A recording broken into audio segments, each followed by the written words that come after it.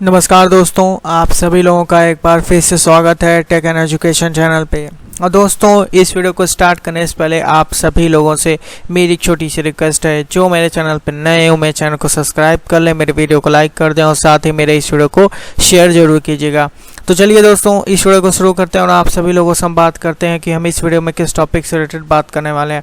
तो दोस्तों, इस वीडियो में हम बात करेंगे MGQP यानी कि महात्मा गांधी काशी विद्यापीठ से रिलेटेड ये वीडियो रहने वाला है। और आप सभी लोगों से रिक्वेस्ट है कि आप सभी लोग इस वीडियो को टिल एंड तक देखिएगा। तो चलिए शुरू करते हैं इस वीडियो को और आप सभी लोगों को दिखाते हैं कि इस वीडियो में हम किस टॉपिक से रिलेटेड बात करने वाले हैं। तो दोस्तों, इस वीडियो हम बात करेंगे, इस वीडियो में हम लोग एक क्वेश्चन पेपर डिस्कस करेंगे। सेकंड सेमेस्टर का जो क्वेश्चन पेपर आप लोग का ये फैमिली लॉ का है।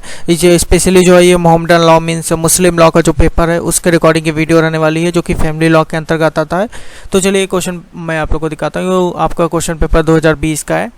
तो देख सकते हैं कि आप लोग को पता होगा कि जो इस सेमेस्टर होगा, जो कि सेकंड फोर्थ और सिक्स सेमेस्टर के जो एग्जामिनेशन होने वाले हैं, जो कि 6 का चल रहा है और बाकी सेकंड एंड फोर्थ का जुलाई फर्स्ट वीक से उम्मीद है कि एग्जामिनेशन आप लोग का स्टार्ट होगा।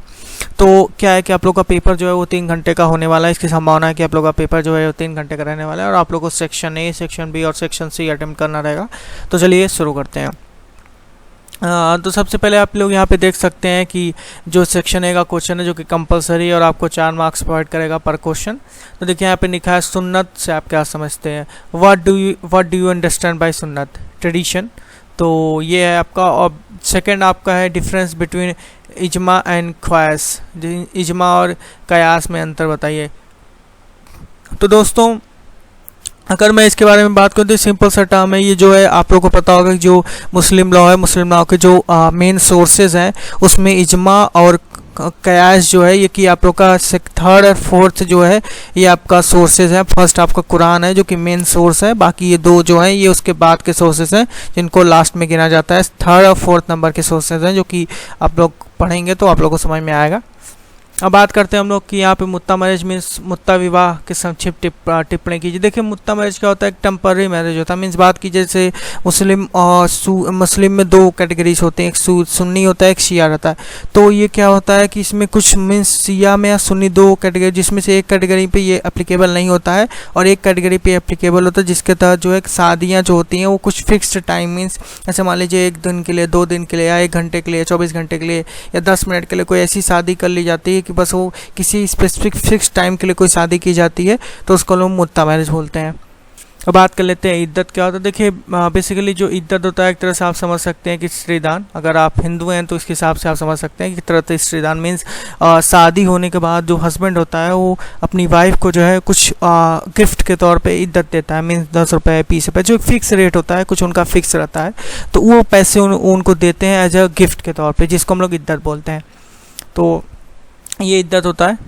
अब बात कर लेते हैं when can a Muslim remarry with the divorce wife. तो ये आपका जो है यही क्वेश्चन है। अब बात कर लेते हैं डिस्कस बिटवीन खुल्ला एंड मुबारक। देखिए ये क्या होता है, खुल्ला और मुबारक आप लोग पढ़ेंगे, बहुत ही ईजी टॉपिक है, बहुत ज़्यादा हार्ड नहीं है, आप लोग इसको सिंपली पढ़ सकते हैं। खुल्ला में क्या होता है कि जो वाइफ होती है वो हस्बैंड को एक प्रपोजल सेंड करती है कि मैं आपसे विवाह नहीं, मतलब मैं आपसे शादी तोड़ना चाहती हूँ।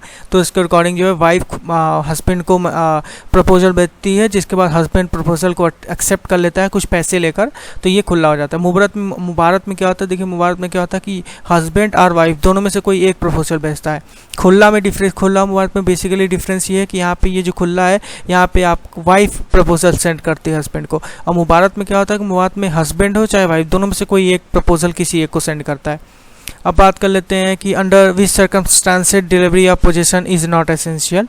तो ये आपका है जी क्वेश्चन। एच की बात करें तो distinguish between will and gift, हिब्बा और विल में डिफरेंस क्या है इसके बारे में यहाँ पे फिर बात की जा रही। What are the formalities from valid will, means वैध वसीयत के लिए क्या क्या फॉर्मेलिटीज़ हैं उसके बारे में पूछ रहा है। फिर उसके बाद पूछ रहा है what do you understand bye acknowledgement of penalty, इसके बारे में पूछ रहा है यहाँ पे। अब बात करते हैं हम लोग सेक्शन बी की तरफ बढ़ते हैं। तो देखिए सेक्शन बी में पूछा गया है कि explain the various sources of Mohammedan law. तो देखिए मैंने आप लोग को पहले ही बता दिया कि मोहम्मदन लॉ के 4 सोर्सेज होते हैं, जो कि कुरान आपका फर्स्ट होता है, सेकंड मुझे याद नहीं है, थर्ड जो होता है आप लोग का वो इजमा होता है, फोर्थ जो होता है वो कैस होता है। ये 4 सोर्सेज जो है ये मॉडर्न सोर्सेज है और इसको आप लोग पढ़ेंगे तो ये मेन सोर्सेज हैं। आप लोग को अगर एग्जामिनेशन में क्वेश्चन आता है तो आपको ये 4 सोर्सेज लिखने रहते हैं। बाकी 3-4 सोर्सेज और जो कि मॉडर्न सोर्सेज हैं, ये एंशियंट सोर्सेज हैं, जो कि ये इंपॉर्टेंट है क्योंकि पूरा जो मुस्लिम लॉ है ये बेसिकली जो मुस्लिम लॉ में बेसिकली कुरान जो है उनका सबसे पवित्र जो धर्म ग्रंथ है आप कह सकते हैं कुरान है। तो बेसिकली कुरान से उनका सारा प्रपोजल जो भी कुरान में रहता है उस सारी चीज़ों को एक एप्लीकेबल करते हैं, वही चीज़ मेन होता है। तो आप लोग ये 4 सोर्सेज ही लिखने हैं, बाकी आपकी मर्जी, अगर आपको लिखना है तो आप लेटेस्ट जो कि मॉडर्न सोर्सेज उसको भी लिख सकते हैं, लेकिन आपको ये एंशिएंट सोर्सेज लिखने कंपलसरी है, आपको ये लिखना पड़ेगा तभी आपको अच्छे मार्क्स मिलेंगे। बात करते हैं were the various schools of Mohammedan law.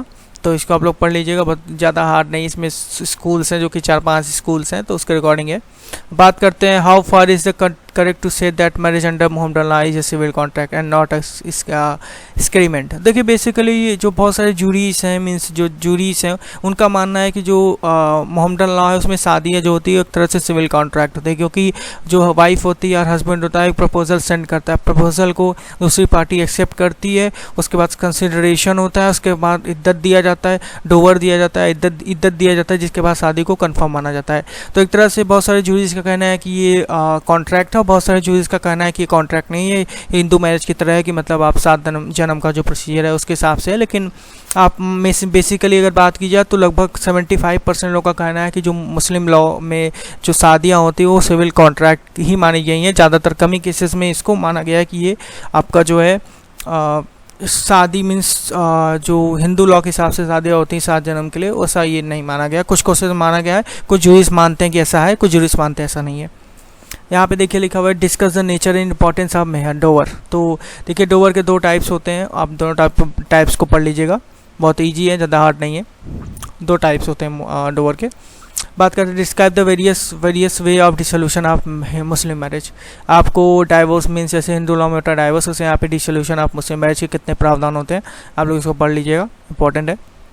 अगर आपको आगे पीसीएस या फिर कोई लॉ का लीगल एडवाइजर का कोई भी इंट्रेंस एग्जाम देना है तो उसके लिए इंपॉर्टेंट है, आपको थोड़ा बहुत नॉलेज रहना चाहिए। What do you understand by will and discuss the essential ingredients of valid will.